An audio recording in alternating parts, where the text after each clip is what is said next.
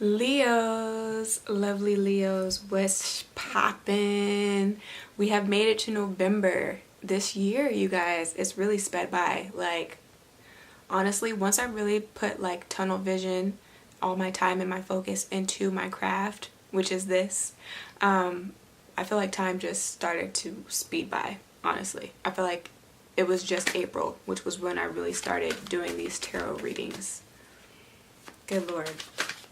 But welcome to November. This is for anybody that has their sun, moon, rising, midheaven, and or their Venus in the sign of Leo. If you're new to this channel, welcome. I welcome you with open arms. Do subscribe before you leave. Promise you won't regret it. But yeah, outside of that, if you're not new but you're cross-watching, either way, the both of you guys, there's a message in here for you, and I hope you hear all that you need. Yeah.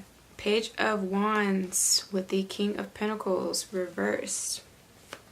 So, is this needing to make a decision? What type of decision are you guys needing to make this month? What direction are you headed in? I feel like that's really where your focus lies. Is something happening with your money? Your finances are turned upside down, and that's affecting your ability to be able to move forward on the things that you so desire, right? Because we have the Ten of Cups that came out. Can't make this shit up, you guys. Look. What's going on here? Okay? Too much is turned upside down. I feel like some of you guys are running away from these opportunities, are running away from this love with the Page of Wands, because he is definitely headed in a different direction than where these central figures are standing at, right? You're blocking your own blessings by playing with the things that the universe is trying to give you, or that is really right in front of your face here. Some of you guys are really insecure with this King of Pentacles that's upside down. And I get that with a lot of Leos. I feel like this batch in this 3D time-space reality of Leos, for the most part, are highly insecure and really make decisions based off of ego. Or really making decisions based off of wanting to be instantly gratified, right? Needing things right now when you want them, when you see them. As you want it, as you see it, right? With this Page of Wands energy, better than the Knight of Wands, but still not consistent enough, still not tenacious enough, not dedicated enough. Okay, this is when you just get like inspired thoughts. Now coming into the second, third week of November, what's come out? We have the Ace of Swords, okay, with the Six of Wands. So are you running away from these opportunities and this love because you don't know how to truthfully express what it is that you want, to claim what it is that you want? Like, while I was shuffling you guys' cards, the song that came to mind was Say My Name by Destiny's Child. You know, say my name when no one is around you. Say, baby, I love you if you ain't running game. Say my name, you acting kinda shady, ain't calling me baby. Why the sudden change? So yeah, why the sudden change? Why the sudden change of heart? Why the sudden change of mind? Some of you guys went from wanting this partnership to wanting to stand alone, wanting to still have your freedom, right? Some of you guys are really focusing more so on your status and your power, because that's something that you actually care about. That's something that you just naturally might be drawn to. And if you feel like in the positions that you're in right now, you don't have that in the things that you're building or you're working towards, you don't feel like you're like on top of your game, then that's going to cause you to want to bail out of situations, okay? Six of Pentacles with the Eight of Pentacles, wanting to clarify that, came out as far as potential obstacles as well, which is blocks in money. Jupiter is getting ready to go into Sagittarius around what, like the 11th of November. I'm recording on the 24th. I'm recording during the full moon in Taurus, very potent energy, which also talks about, because naturally Taurus is the second house, so one's material possessions and one's abilities and or skill sets, what one is really willing to play with and or risk to get more in life, okay? But also talks about, because it's a feminine principle archetype, talks about receptivity, okay? So this is all about the throat. Also, that is one of the areas or regions that Taurus rules. So with this Ace of Swords being here in the obstacles, I feel like the throat chakra is blocked again, not really voicing what your truth is, being afraid to voice what your truth is because you don't maybe want to hurt someone in expressing what it is that you need, what it is that you are lacking, right? Where it is that you're trying to go. Some of you guys, I feel like you're trying to like leave town altogether. But like, what are you running from? Embarrassment? I'm not really seeing that. But yeah, with the Six of Pentacles and this Eight of Pentacles that's here. Sorry. I feel like it's like roundabout. It will all make sense. It always comes back together. But with the Six of Pentacles and this Eight of Pentacles, there's an inheritance. There is an offer, some type of loan, right? Some type of financial break that has not come upon you quite yet. That's something that you need in order to continue building with this Eight of Pentacles, what it is that you're trying to work on in order to be able to put more money back into your business so that it can become more profitable. Some of you guys aren't seeing successes because you don't quite have that reputation. Again, you're not quite in that position of power where people will recommend you for your services. I'm getting that. Some of you guys are just not dedicating quite enough time to your work. And I feel like that is major, like a major point of contention for why you're not seeing the successes with this King of Pentacles that's reversed. And why it's feeding into your inferiority complex, feeling like you're not good enough, like you aren't man enough, like you aren't capable enough in yourself, right? It's affecting your ability to be a self-sufficient individual altogether. It's because, like, for those of you that work for yourselves, you find it hard to organize like your day out. And it's like you're very mood driven, again with that Page of Wands, what I was kind of picking up from that energy, right? So you only move and do things when you want to do things and not because you have to do them. You know, even when you start working for yourself, your business is your baby. You have to dedicate like pretty much all of your time to your business. A lot of people think that CEOs get to live their life and just do whatever they want. When they wake up at 6 a.m., they can go to yoga.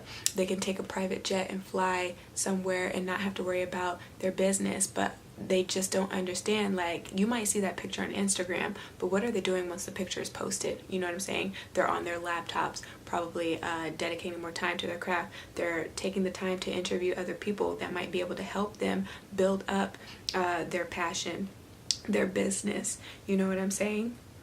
You're going to have to put in at least 10,000 hours to see the rewards of the work that you're putting in. You can't just consistently sit here and be instantly gratified.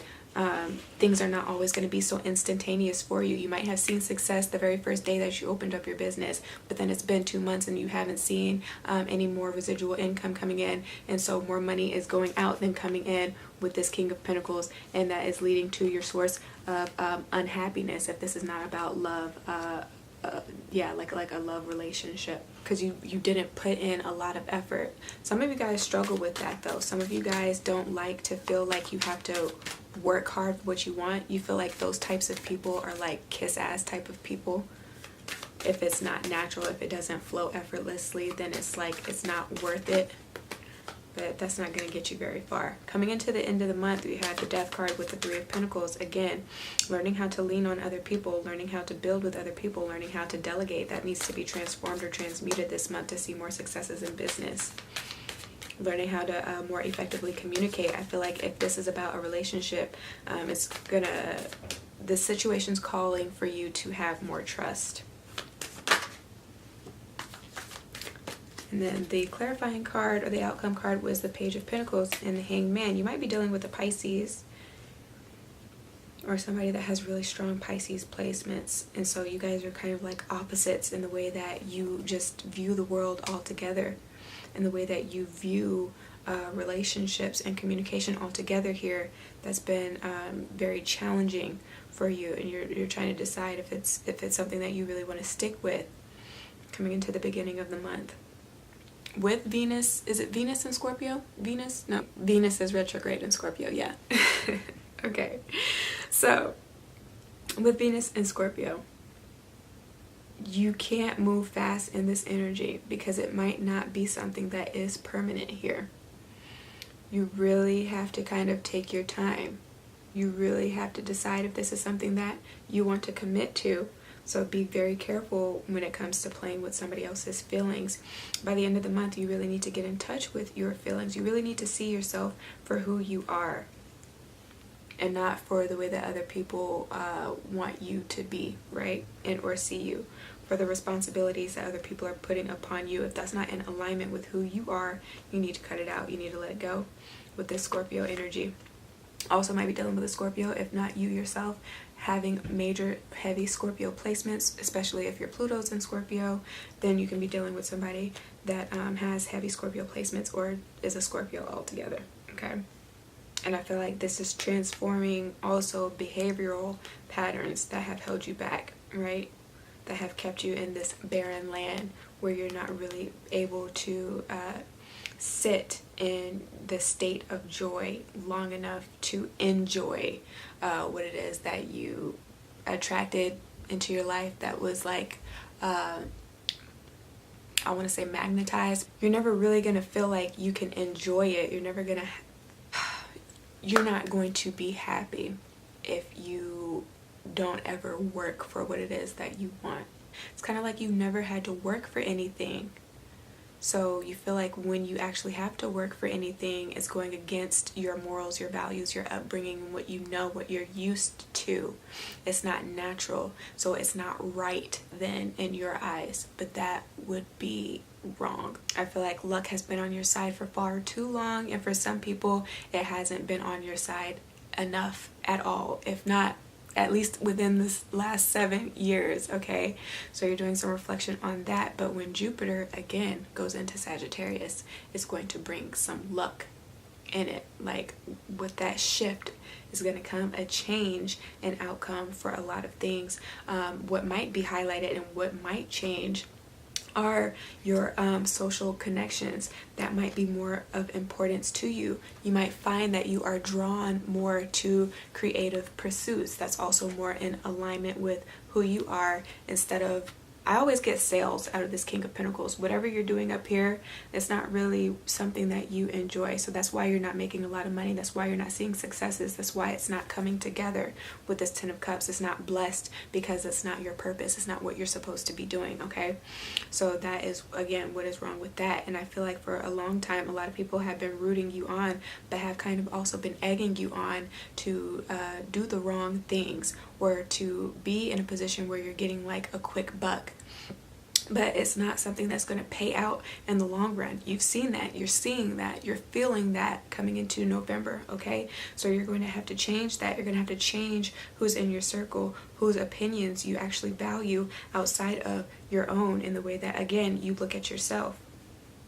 Some of you guys are going to have to face yourselves. You're not going to like what you see when you look in the mirror, but that is going to have to happen in order for things to change for you, okay?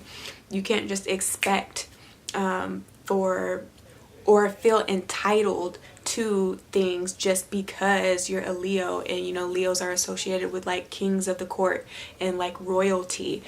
Just because that is like your archetype and what they associate Leos with, that does not mean that that is naturally your birthright if you're not doing anything for it. If the universe feels that you don't deserve it, if you're not really going to be persistent or consistent and or committed enough to see things through, it's not going to happen for you, okay?